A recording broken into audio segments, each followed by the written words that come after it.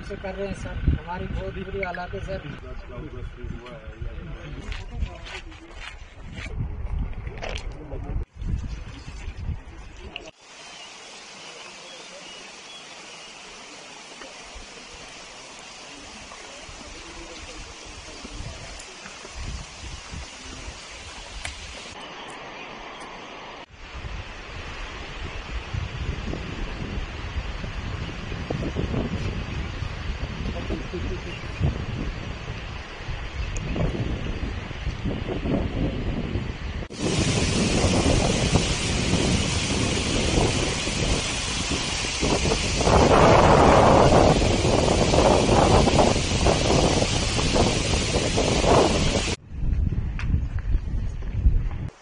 पूरी भराई करके इधर को नाला पानी उधर कर लिया सर।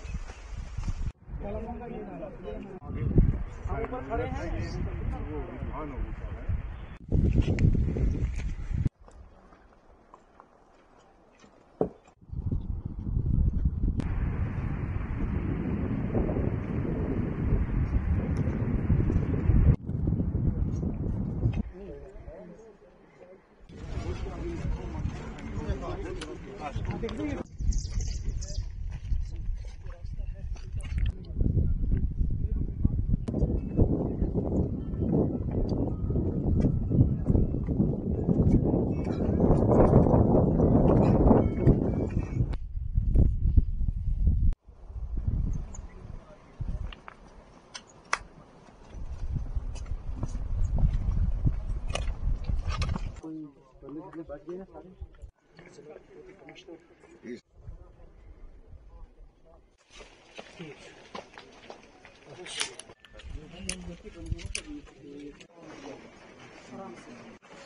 एक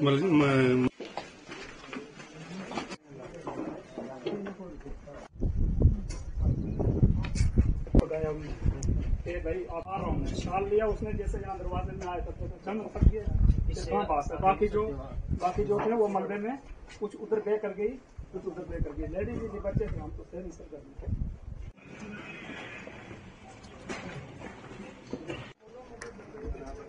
इसी साथ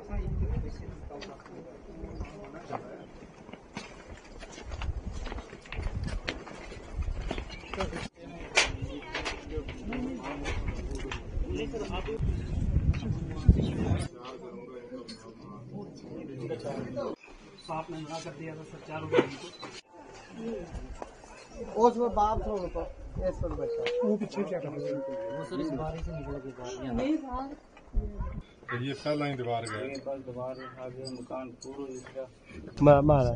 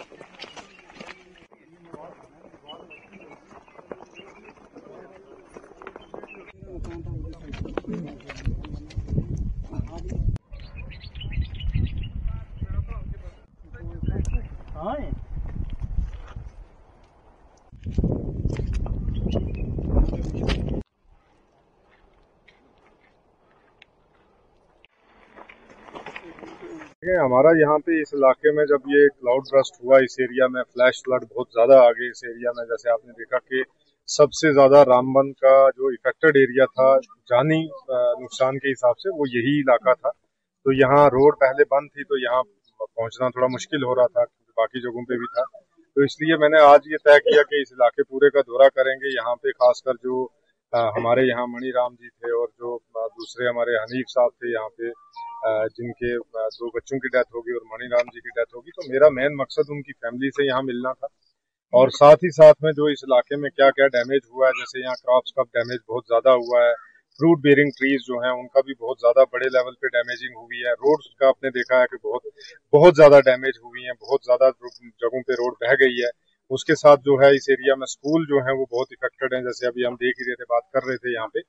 तो इन एरियाज में टेम्परेरी रिस्टोरेशन ऑफ सर्विसेज जो है वो चाहे मेडिकल की हो, चाहे एजुकेशन की हो, चाहे रोड की हो, चाहे राशन की हो, तो हम कोशिश करेंगे कि अभी मैं असेस भी करूंगा, क्योंकि इससे आगे जो एक रोड है वो बह गई हुई है वहां पे, तो उसकी भी असेसमेंट करूंगा कि पहली प्रायोरिटी मेरी ये होगी कि गाड़ी जल्द से जल्द जो है वो यहाँ तक कब पहुंचे। तो कोशिश करूंगा, अभी मैं असेस करके, मेरी कोशिश तो रहेगी कि 1-2 दिन के अंदर या 3 दिन के अंदर जो है मैं उस एरिया को, रोड को खोल के जो है वो इसमें सबसे पहले जो है वो ट्रांसपोर्टेशन रिस्टोर करेंगे।